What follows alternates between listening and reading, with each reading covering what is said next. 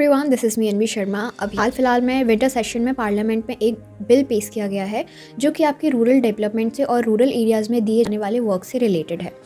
मैं बात कर रही हूँ अबाउट मनरेगा। अगर इसकी हिस्ट्री को जानने की कोशिश की जाए तो बेसिकली ये 2005 में इंट्रोड्यूस हुआ था, जिसका मेन ऑब्जेक्टिव ये था कि आपको ये 100 डेज़ का डिमांड बेस्ड वर्क प्रोवाइड कराएगा। यानी कि जितनी वहाँ की पॉपुलेशन रहेगी तो हर एक इंसान को एक 100 डे की जॉब अपॉर्चुनिटी प्रोवाइड कराई जाएगी, जिसका उनको टाइम टू टाइम वेज भी दिया जाएगा।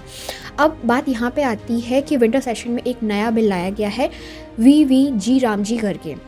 जहाँ पे मोस्टली इंडिविजुअल राम का मतलब रोज़गार और आजीविका से नहीं ले रहे हैं बल्कि रिलीजन के बेस पे इसको उठा रहे हैं। यहाँ तक कि ऑपोजिशन पार्टी ने भी ये दावा किया है कि अगर हम इसके विरोध में नारे लगाते हैं तो ये एक तरीके से भगवान राम का अपमान करना हो गया। तो ये कंट्रोवर्सी तो आपकी चलती रहेगी, लेकिन इस बिल में कुछ चेंजेस लाए गए हैं, वो हमारे लिए समझना इम्पॉर्टेंट है।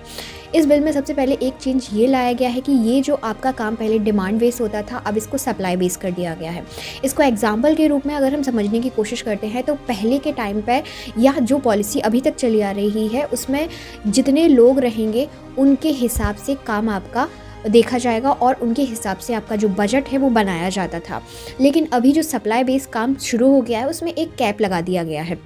कैप का मतलब होता है कि आपका जो बजट है वो पहले से तय कर दिया जाएगा बाय द सेंट्रल गवर्नमेंट और उसी के हिसाब से आप लोगों को जॉब अपॉर्चुनिटी प्रोवाइड कराई जाएगी और साथ ही उसी के हिसाब से आपको वेजेस देखने को मिलेंगे।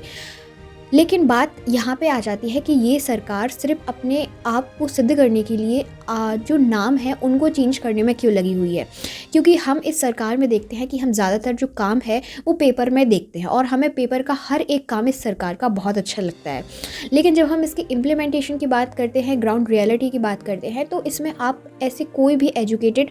नेता को नहीं पाते हैं जो कि एक प्रॉपर एजुकेशन के लिए काम करे, हेल्थ के लिए काम करे और एक्चुअल जिस फील्ड की बात हो रही है यानी कि जो मनरेगा वाला सेक्टर है उस फील्ड की भी बात करें अगर, तो स्किल बेस्ड वैसे तो ये अनस्किल्ड वर्क है जो बेसिकली इंट्रोड्यूस किया गया था कि आप अपनी माइग्रेशन को कम कर सको, जो रूरल एरियाज़ की माइग्रेशन है उसको कम किया जा सके। साथ ही सीजनल अनएम्प्लॉयमेंट, जैसे कि कोई इंसान खेती करता है, वो अपनी फसल उगा लेता है तो उसके पास एक सीजनल अनएम्प्लॉयमेंट जनरेट होता है जिसकी वजह से वो अपने घर में फ्री होता है और दूसरे स्थान पर माइग्रेट करने की कोशिश करता है। तो उसी को कम करने के लिए ये पॉलिसी इंट्रोड्यूस की गई थी। लेकिन इस सप्लाई बेस्ड फार्मूला पे जहाँ पे आपको एक प्रॉपर वे में अब रोज़गार नहीं मिलेगा। पहले के टाइम क्या होता था कि आप अपना नाम रजिस्टर करते हो और you belong to a rural area तो आपको ये अपॉर्चुनिटी दी जाती थी। लेकिन अब क्या है कि अगर आपकी ज़रूरत नहीं है तो कोई भी ऐसी जॉब अपॉर्चुनिटी प्रोवाइड नहीं कराई जाएगी। तो चीज़ें अपनी जगह पे कुछ हद तक सही है, कुछ हद तक ख़राब भी हैं। जैसे आपका जो डिमांड बेस्ड फार्मूला था